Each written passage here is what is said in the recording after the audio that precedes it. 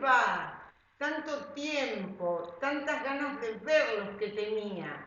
La verdad que bueno, acá estoy en mi casa y elegí un cuentito para contárselos y para que ustedes escuchen mi voz y que espero que se pongan contentos y que nos veamos después prontito y me digan, uy, qué lindo, escuchamos cuentos como lo hacíamos todas las mañanas.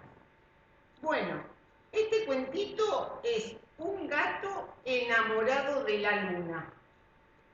Ahí está. Y dice así: la luna preferida de Horacio era la luna llena. Por eso, en las noches que aparecía, Horacio cambiaba su rutina de gato.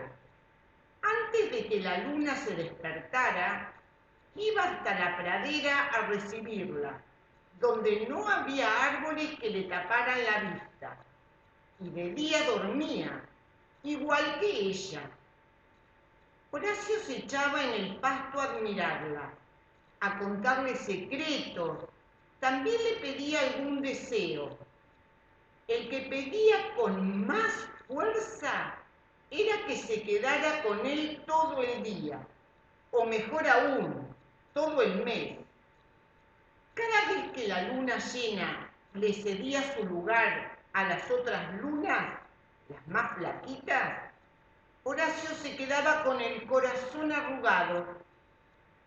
Una de esas noches en que su amada luna ya no estaba, en lugar de irse a dormir, Horacio se quedó al ladito del río con la mirada perdida. El río tampoco dormía, corría sin parar, y como lo notó un poco marchito Horacio, un poquito triste, le susurró una idea.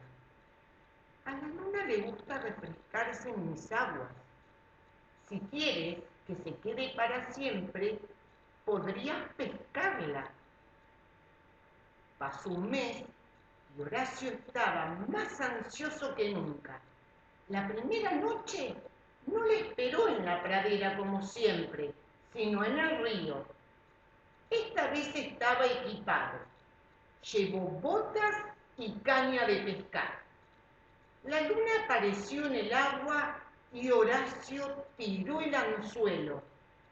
Después se quedó sentadito en la orilla esperando, como hacen los pescadores.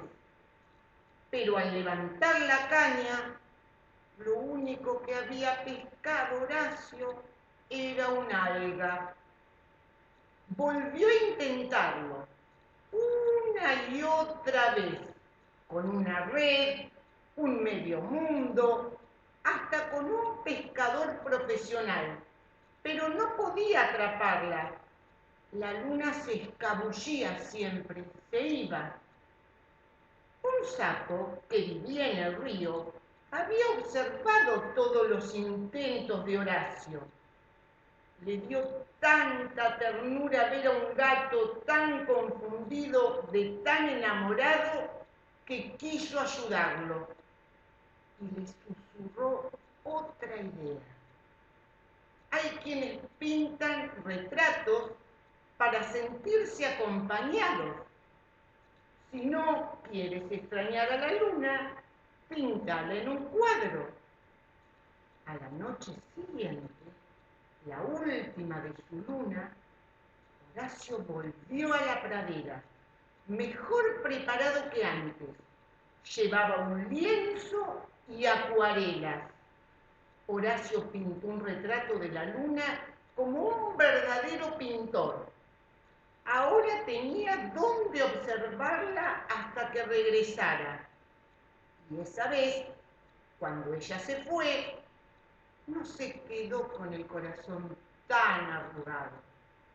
Bueno, colorín colorado, este bonito cuentito se ha terminado. Y yo lo que les pido es que se queden en casa, que aprovechen estar en familia, así nos vemos prontito, prontito.